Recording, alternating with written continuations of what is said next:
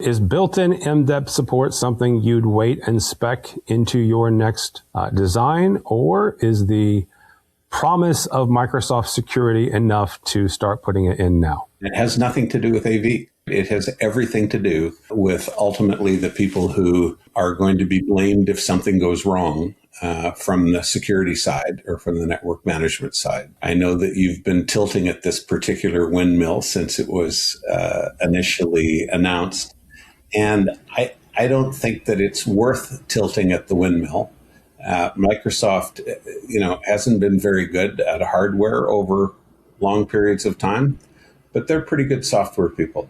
Some windmills, Tim, you just let them spin. I got to have a hobby, Brock. Come on. I mean, both of my kids are out of school now. They're in college. I got to have a hobby somewhere.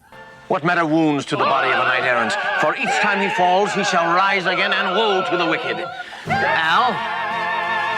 Here, your grace. My armor, my sword. More misadventures. Adventures, old friend. Interactive DV LED, MDEP in your displays, and moving higher ed beyond good enough. All that and more next on AV Week. This is AV Week, episode 777, recorded Friday, July 10th, 2026. Tilting at windmills. This is AV Week, your weekly wrap-up of the biggest news and stories in the AV and the IT world. For the first time in its history, SMPTE is throwing open its entire standards library for free. Microsoft Teams rooms just got a lot faster to install in your biggest spaces, and LED walls you can actually touch are here. Let's get into it. First up, if your team has ever hit a paywall trying to access a broadcast or media standard, that ends now. SMPTE, the Social Society of Motion Picture and Television Engineers, is making its entire standards catalog free to everyone. Every published standard, every recommended practice, every engineering guideline, all of it now open access, and all future releases too. SMPTE President Rich Welch says the industry is at an inflection point, moving to IP-based workflows and wrestling with AI authenticity. And the group decided interoperability matters more than gatekeeping. Why does this matter to you? If your organization builds or buys anything touching SMPTE ST2110, timecode, or file formats, your engineers can now work from the actual spec, not a secondhand summary, not a forum post, nothing like that. Moving on from standards to setup, Shure wants to get your biggest conference rooms online in under an hour.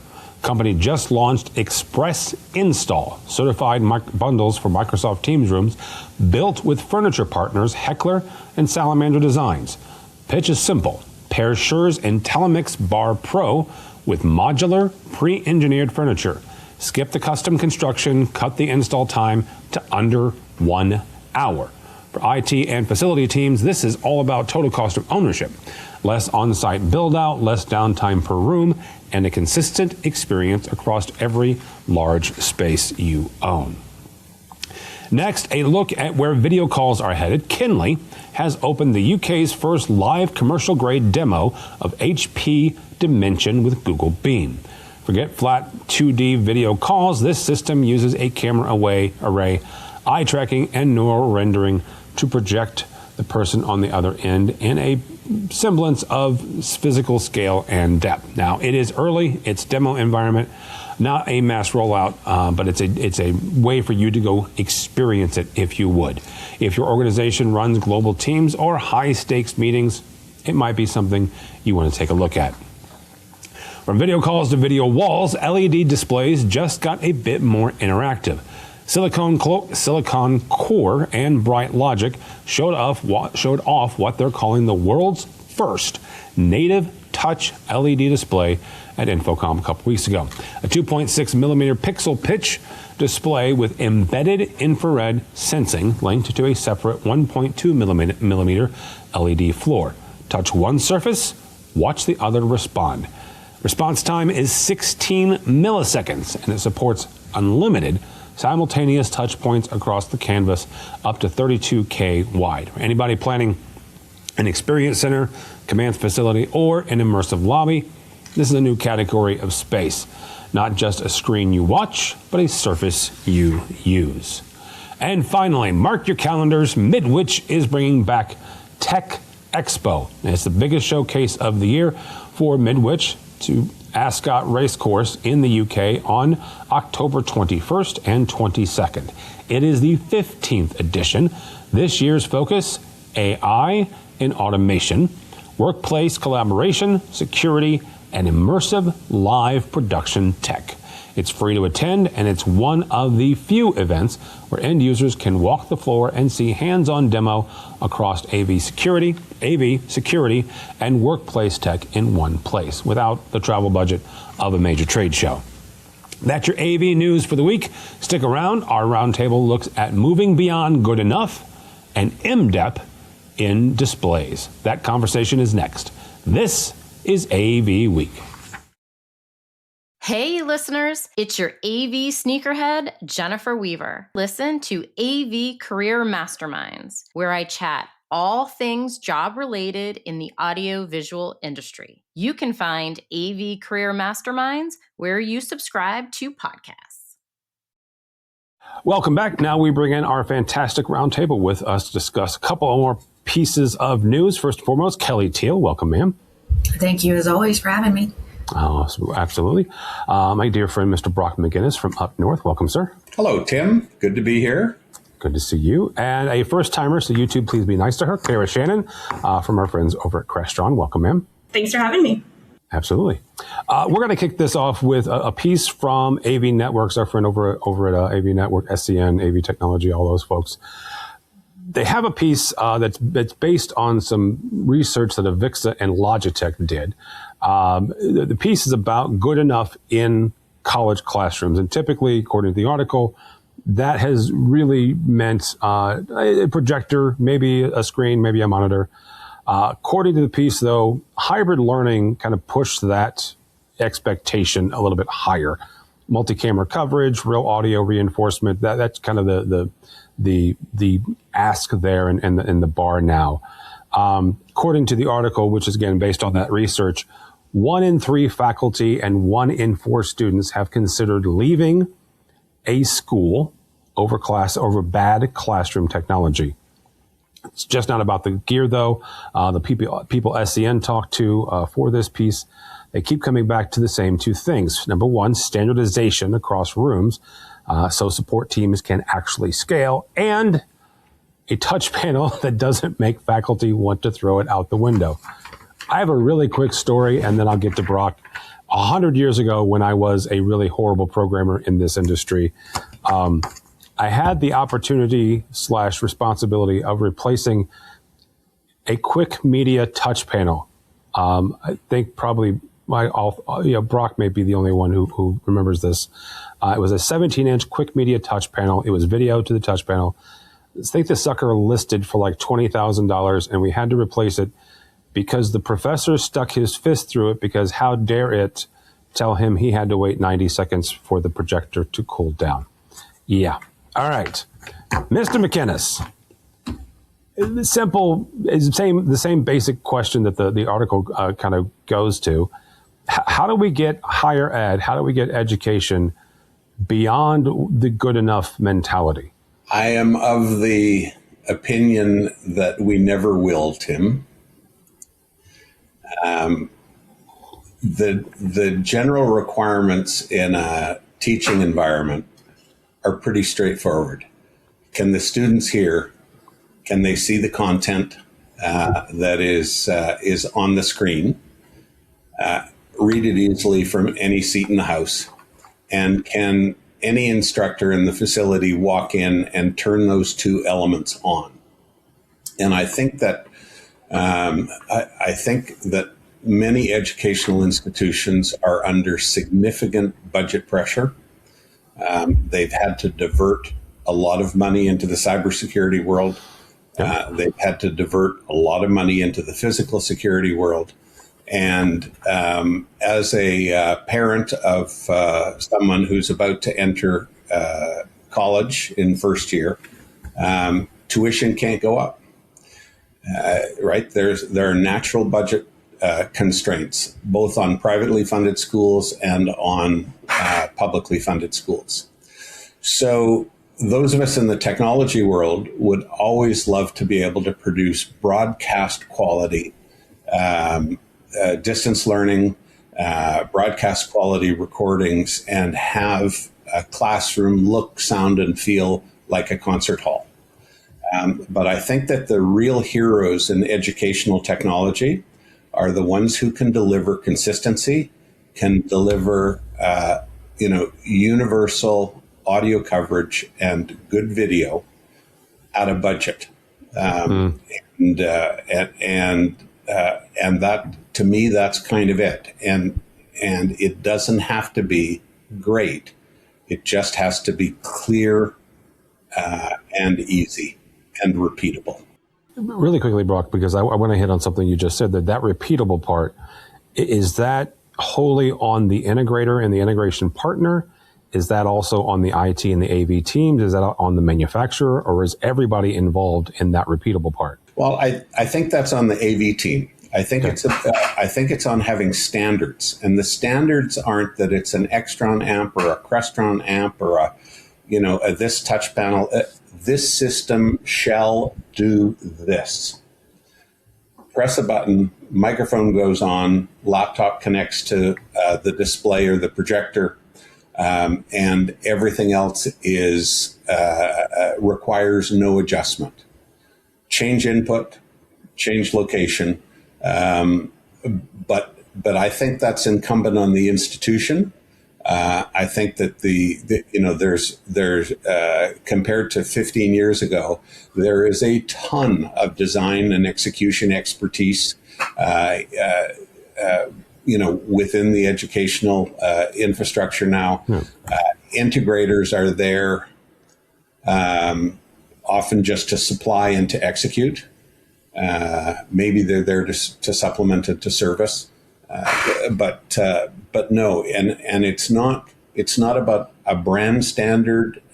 It's about a performance standard and repeatability. And the brand standard only comes in as it relates to quick service, because classrooms can't be down long. So if all of your classrooms have a DM switcher, then you can swap one in for the other. Yeah. Of course, you can't buy a new one now, but that's okay. It's a different conversation. I'll let you talk to Karen about that after we stop recording. Kelly, put on your consultant hat for a second and talk like you're dealing with one of your clients here, one of your end user, your higher ed clients. How do you measure whether an AV investment is actually going to get adopted versus just sitting there unused? Like to Brock's point, that standard, how do you make sure that standard is actually going to get used?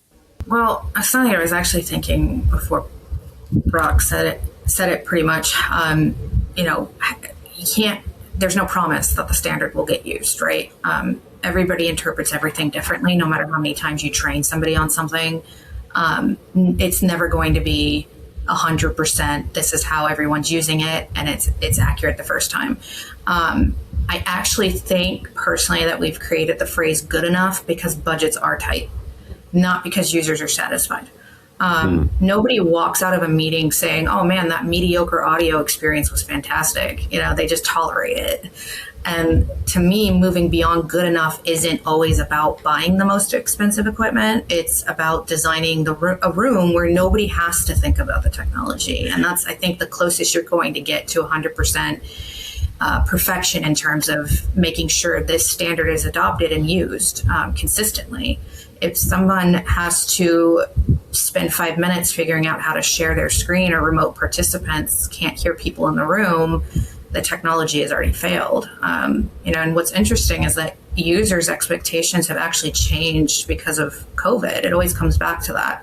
It does. Hybrid meetings aren't some special event anymore like they used to be, and they're everyday business. Everyone uses it. Even in the office, we use it for ourselves. I think people expect remote participants to feel like they're actually in the room, not like they're listening through a drive-through speaker. So, I mean, it really comes down to the design and the technology and just kind of, setting those expectations as well up front. You always have to have expectations set when you're talking to a client, and they need to fully understand what they're getting and how it works. Kara, I'm going to have you bring all of this together. How, as a manufacturer, do you get, in this case, higher education to start adopting and leveraging standards and systems that you guys would put out there into their already budget-friendly or budget-conscious systems, while at the same time maintaining a good system and a good standard? Yeah, I'd like to piggyback on what Kelly said. I think it's really about understanding the experience that particular school or organization is looking for in that room. The right solution is always going to start with understanding who's in the room, who's remote, how those people interact together, and what outcomes that they're trying to achieve. Sometimes it comes down to a simple technology solution, a single camera or something like that, may be absolutely the correct solution for a space where, the presenter is primarily, delivering a lecture. If you've got a hybrid interactive class where the students who are remote, need to be able to see the other people who are asking questions and contributing to the conversation, then in that case, you're going to need technology that can support that. I think a lot of customers and, people don't know, what's possible until they see it. So I think it starts to be, from a manufacturer and AV industry, helping people understand, what's possible by having the people using the spaces be able to walk us through how they utilize the space. I think that is, what's key is making sure that, the technology disappears and it becomes about your workflow and how you utilize the space. All right. I like that. From our friends over AV Magazine, Microsoft's MDEP, the device ecosystem platform, is starting to turn displays themselves into managed IT endpoints. Now, on the show floor, this is from an Infocom piece. Avocor showed how an IADEA ops module can turn one of their screens into something your IT team can secure and manage the same way they manage a laptop. Avocor's Dana Corey says that's just the first step. Eventually, that MDEP capability gets built right into the display. No separate module needed. Microsoft's not just stopping at meeting rooms. They're rolling MDEP out as a standalone digital signage OS later this year with its own license. That means the same security and manageability. I'll discuss the security, Tim's 2 cents on the security in a second.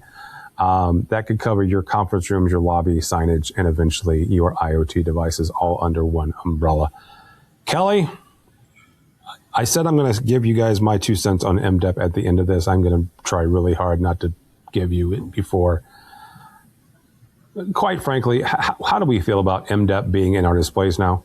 Honestly, it feels like the industry's been heading there for a while, right? AV and IT are not separate worlds anymore.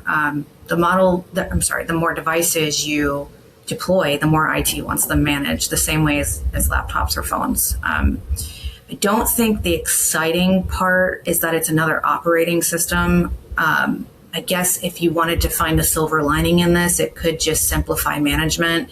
If IT can update, secure, and monitor displays using tools that they already know, that's a pretty compelling argument. Now, whether customers actually care that it's MDEP, probably not. Most customers care that the display turns on every morning, stays secure, and doesn't require someone driving across town to reboot it. The only thing I'd be watching is whether this becomes another platform everyone has to support or whether it actually reduces complexity. If it simplifies deployments, great.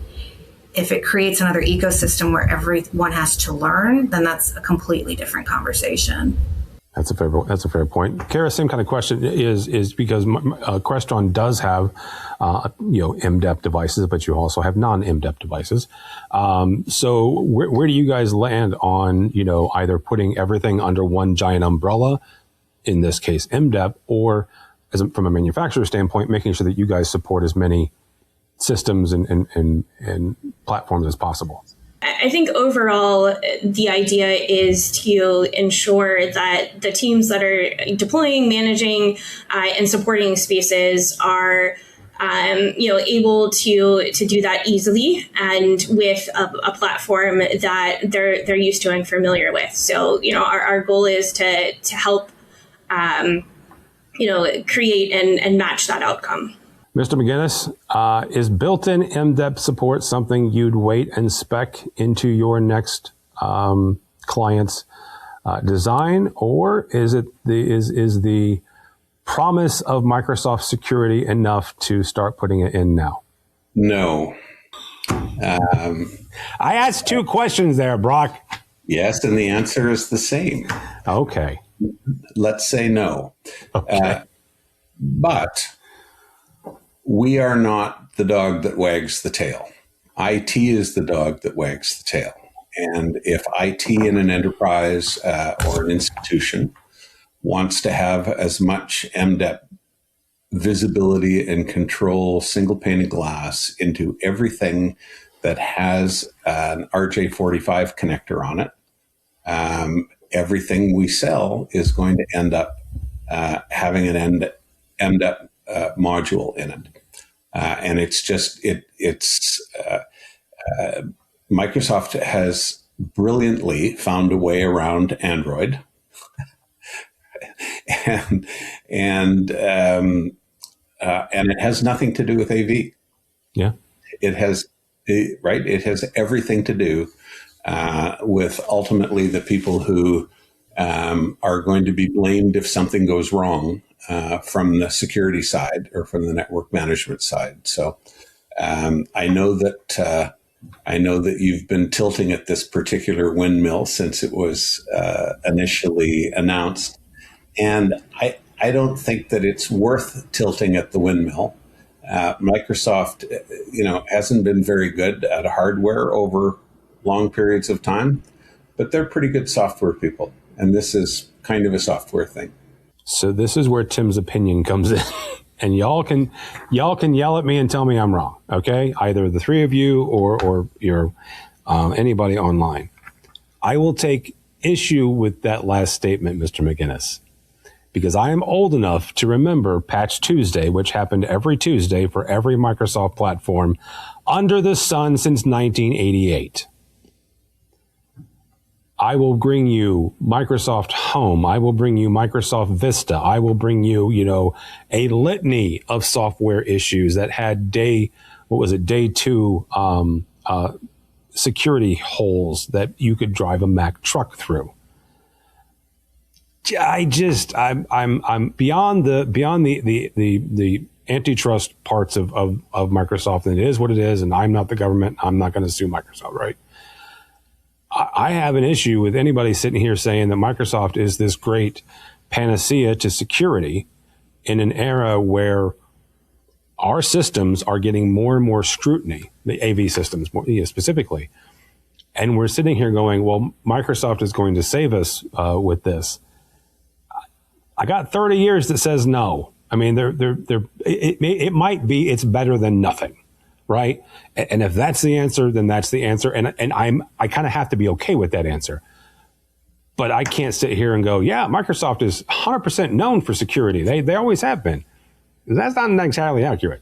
Well, I'm communicating with you over a Mac, which is something that I have done consistently since a couple of people on this call were born. Yeah. I'm not a fan. I'm not a fan of how their products work, but I am a business person, and if in the end, I serve a client's need. Yes. If they and if I can sell them an AVCore display instead of a Samsung box and put that in and make them happier if they think that will make them happier. Will I base a proposal around it? Probably not. But I may sit as part of a needs analysis process, and Kelly, you may do the same thing in what you do, and say, so tell me about your MDEP rollout or how you're addressing that now, and is that important when we're looking at the AV system? Should we be prioritizing, the MDEP connectivity and access and in what we're doing? You look at the number of AV manufacturers that have jumped on that train,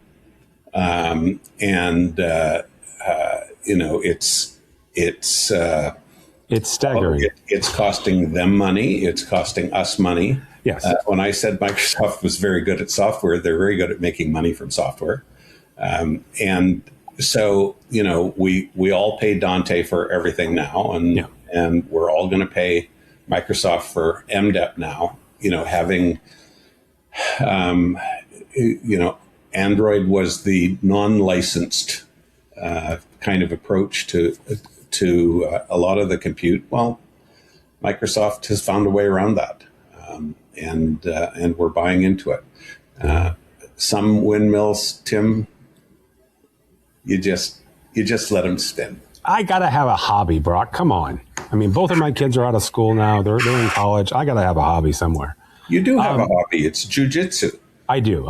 And writing. And writing. That's accurate too. So, all right, Kelly, I do want to pick on you one last time before we get. Brock brings up a good point. Are you having is MDEP being brought up in your needs analysis with your clients? It is not as much as you'd think, but yeah, it is, and we do discuss those things, and we do talk about the implications of it, the good and the bad. But like Brock said, regardless of my own personal opinions, we do put the client's needs first, and we do, if it's something they, do want to explore or consider, we will always talk to them about that first. All righty. That'll work. And I'll find a different windmill, Brock. Thank you all so much. Mr. Brock McGinnis, how do people connect with you, sir?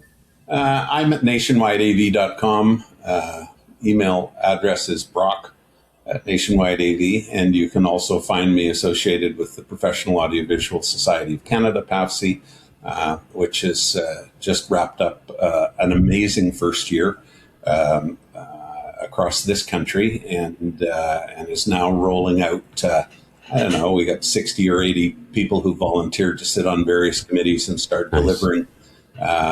Some of our mission related to industry advocacy, promoting AV as a career, providing education that is employer independent, so that people's AV knowledge is not limited by whether they're a gig worker or, if their employer happens to be one DSP company and they figure they should get certifications from the other or others. So, yeah. PAVC has been a great thing for us. It's a really good organization. So you should absolutely. Restaurant, by the way, is a supporter. Thank you very much. One of our key partners in the country. Yeah, it's a really good group. You should check it out. Even if you're not in Canada, you should definitely check it out. So, Ms. Kelly Teal, thank you, ma'am. How do people connect with you? I am just on LinkedIn right now. All right, very good. Ms. Kara Shannon, thank you, ma'am. Thanks for joining us. How do people connect with you or Crestron? Yeah, you can find me on LinkedIn, and then obviously visit Crestron.com to learn more about all of our different products. All right, very good. My name is Tim Albright. Do not follow me anywhere, but go by the website, AVNation.tv. That's AVNation.tv. You will find this program and a host of others. Still putting up content for InfoComm 2026. You can find that at AVNation.tv/IC26. Also a brand new Women AV, where Erica Carroll interviews Chrissy Sarah from Sony. So all that and more at AVNation.tv. That's AVNation.tv. Thanks so much for listening. Thank you so much for watching. That is all the time we have for AV Week. The network for the AV industry. What are you listening to? This is AV. This is AVNation. This is AVNation. Hello, this is Steve Greenblatt, host of AVNation's State of Control podcast. Each month, Rich Fregosa and I explore trending topics related to control, programming, and automation in the audiovisual industry. We speak with a variety of AV professionals who share their perspectives, knowledge, and experiences. Please join us for this monthly conversation. Check out A State of Control on avnation.tv or wherever you get your podcasts.